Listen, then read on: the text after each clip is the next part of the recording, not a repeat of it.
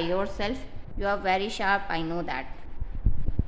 Okay, now turn the next page, page number 85.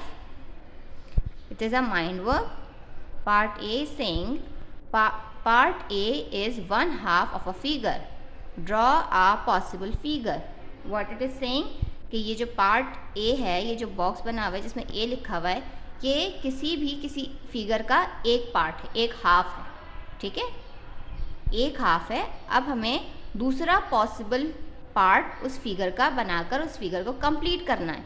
ये एक half है, हमें उस फिगर का दूसरा हाफ भी बनाकर उस पॉसिबल फिगर को कंप्लीट करना है. अब we know that half is the equally divided two parts, right? So this is one half.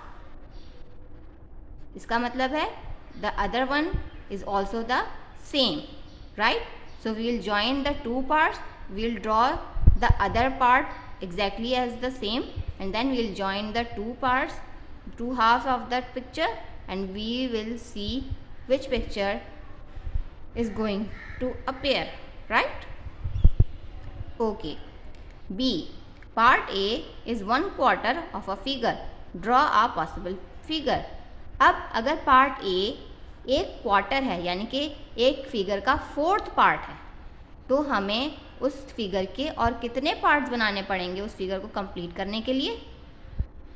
Quarter का क्या मतलब होता है? अगर हम किसी फिगर को, क्वार्टर का मतलब होता है कि उस फिगर की हमने फोर पार्ट्स कर दिया, यानी कि 4 पीसेस में डिवाइड कर दिया एक फिगर को. तो अगर ये क्वार्टर फिगर का फोर्थ पार्ट है, यानी कि अगर एक क्वार्टर पार्ट है ये, तो इसके हमें 3 पार्ट्स और ड्रॉ करके इतने ही एग्जैक्ट द सेम साइज़, तो हमें वो 3 पार्ट्स और कंप्लीट करके वो एक पूरी फिगर को कंप्लीट करना है. ओके, तो हमें पता चल जाएगा कि कौन सी फिगर आ रही है. Understand? Now turn to page number 86.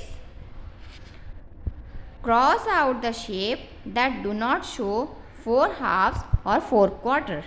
हमें उन शेप्स को क्रॉस करके आउट करना है जो कि 2 हाफ्स और 4 क्वार्टर्स नहीं दिखा रहे. ठीक है.